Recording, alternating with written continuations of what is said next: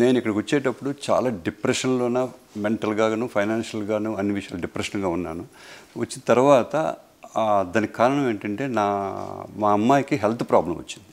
ఆ health problem వచ్చినప్పుడు మా స్నేహితురాలు అప్పగారికి చెప్తే అప్పగారు ఒక విభూది ఇచ్చి చెన్నైత్తు అని చెప్పేసి అంత బాగానే జరుగుతుంది, హాయిగా వెళ్ళరండి అని చెప్పారు. అది అయిన తర్వాత సాయంత్రం 5 గంటల వరకు మాకు ఏం చేయాలో తెలియని పరిస్థితి నుంచి తెల్లవారు 8 అయ్యేసరికి అమ్మాయికి ఆపరేషన్ అయ్యి సక్సెస్ఫుల్గా బయటకు వచ్చిందండి. ఆ ఆపరేషన్ పర్టికులర్స్ తర్వాత చెప్తాను. అది అయిన తర్వాత డాక్టర్స్ చెప్పింది ఏంటంటే అమ్మాయి ఆపరేషన్కి ముందు మాకు చెప్పింది ఏంటంటే సక్సెస్ పర్సెంటేజ్ 1%, ఫెయిల్యూర్ ఈజ్ 99%, కానీ కంపల్సరీగా ఆపరేషన్ చేయాల్సిందే అని వాళ్ళు చెప్పారు. అయితే మేము అన్నిటికీ డిసైడ్ అయ్యి ఆపరేషన్కి మాకు ఇంకా అవకాశం లేక ఆపరేషన్కి వెళ్ళాము. ఆపరేషన్ అయిన 2 అవర్స్గా అమ్మాయిని బయటికి ఐసీయూలోకి తీసుకొచ్చారు. ఆపరేషన్ డేట్ నుంచి 3rd డే డిశ్చార్జ్ చేస్తామన్నారు.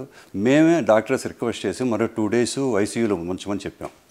ఇది అయిన తర్వాత అమ్మాయిని వాళ్ళు ఇచ్చిన ట్యాబ్లెట్స్ ఆ మెడిసిన్స్ బట్టి ఒక 1 మంత్ 1.5 మంత్ చాలా కేర్ తీసుకోవాలి మీరు అమ్మాయిని ఇంకా అన్నారు. కానీ ఇంటికి వచ్చిన తర్వాత 6th డే నుంచి అమ్మాయి నడవడం మొదలుపెట్టిందండి.